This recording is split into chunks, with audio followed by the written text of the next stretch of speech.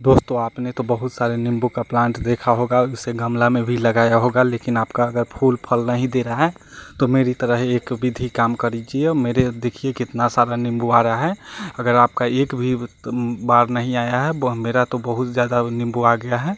मैं एक चीज़ डाला हूँ जो कि आपको बता रहा हूँ, वो चीज़ आप डालिएगा।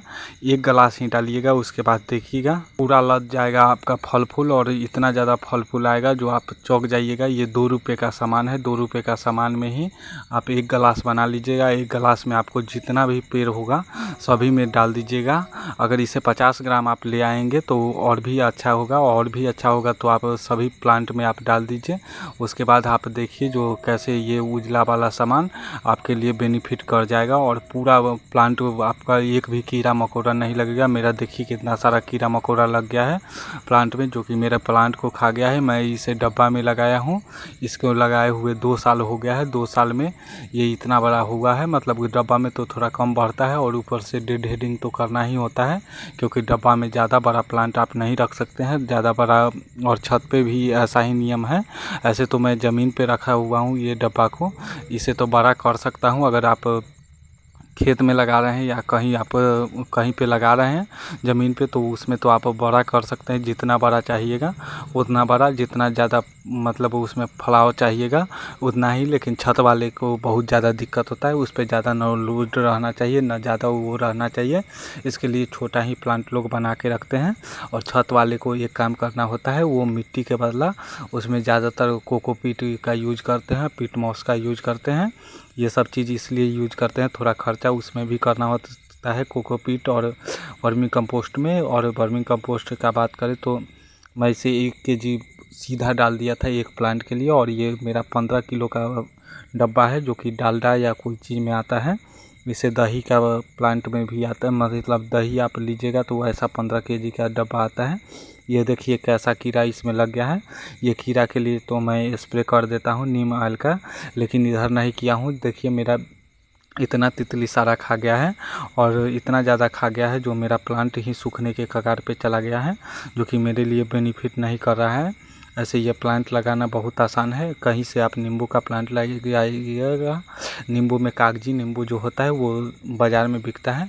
नींबू का जो होता है बहुत सारा वेराइटी आता है, हम 150 से 200 वेराइटी का नाम जानते हैं, जो कि बहुत सारा होता है। आजकल बहुत ज़्यादा नींबू पे विकास किया गया है। इसमें रंग बिरंग का नींबू आता है, एक बड़ा वाला आता है, एक छोटा वाला आता है, एक चकोतरा आता है, एक संतरा वाला आता है, बहुत सारा तरह का आता है। मैं इसमें पहले ही जब खाद दिया था तो ऐसे ही करके मैं इसमें गोबर की खाद और वर्मी कंपोस्ट डाल दिया था।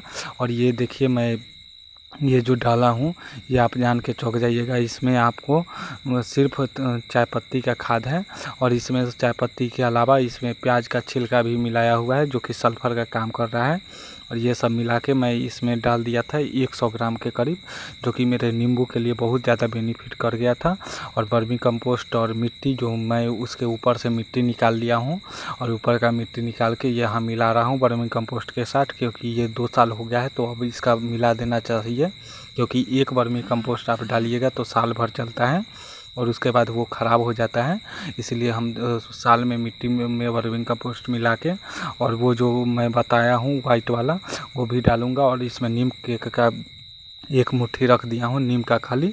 और नीम का खली के अलावा इसमें आपको तोरी का जो होता है, मतलब सरसों का खली जो होता है वो भी 1 मुट्ठी रख दिया हूँ। सरसों का खली 20-22 रुपये मिलता है। थोड़ा नीम केक का ही महंगा रेट रहता है, 150-200 रुपये केजी रहता है।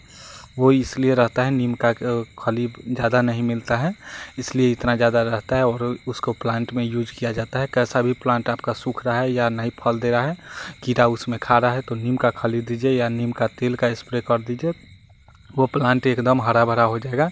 इसमें बटरफ्लाई का इतना अटैक होता है, बराबर बटरफ्लाई 10-12 अंडा इस पे रहता है, इसलिए मेरा इस बार नींबू इतना ज़्यादा डेड किया है।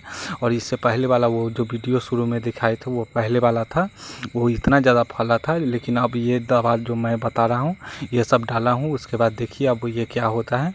और स्प्रे अब बराबर करते रहूँगा, और जो भी हम देखेंगे बटरफ्लाई को उसे हटा के दूसरे प्लांट पे, एक बड़ा सा नींबू का प्लांट है जो ज़मीन पे है उस पर रख देंगे, अपना उस पर ग्रो करते रहेगा और थोड़ा दिन में वहाँ से अपना उड़ जाएगा। ऐसे तो इसमें डालने के लिए बहुत अच्छा होता है। ऐसे नीम का खली देंगे। उसके बाद अगर आप इनऑर्गेनिक करना चाहते हैं तो सीड वीड दीजिए और उसमें 1 चम्मच DAP डाल दीजिए। उसके बाद देखिए प्लांट आपका सीवीड तो ऑर्गेनिक हुआ, इनऑर्गेनिक में आपका आ जाएगा। अगर उसमें 1 चम्मच DAP डाल दीजिएगा तो देखिएगा आपका प्लांट खिलखिला के बहुत बड़ा बन जाएगा। पोटास भी 1 चम्मच डाल सकते हैं और थोड़ा अगर बोरॉन है तो बोरॉन भी डाल सकते हैं इनऑर्गेनिक के लिए।